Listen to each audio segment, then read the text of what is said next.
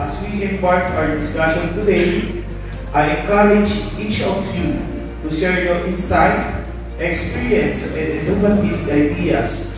By working together, we can create approaches that elevate underrepresented perspective and establish new research. Thank you for your commitment to these vital missions. I look forward to your collective journey towards meaningful and positive progress. Once again, thank you and God bless you.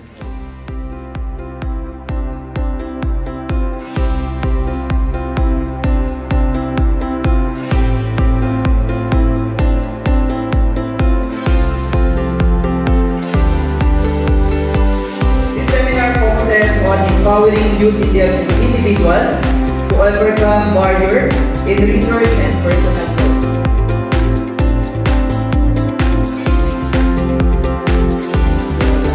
So ayun, I would like to introduce myself again. I'm Jiwi Arluana. I'm from Innovation and Technology Support Services Office for IPSO here in our university. So currently I'm serving as a Science Research Assistant and in Technology Licensing and Commercialization.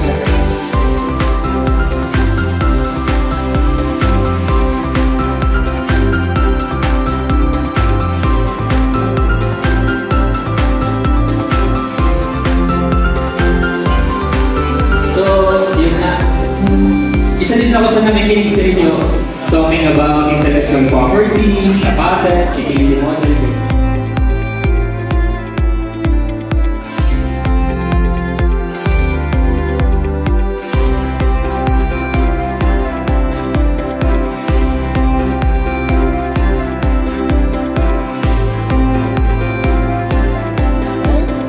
So, ako natutuwa talaga akong makita kayong lahat because you are now on your third year and it seems that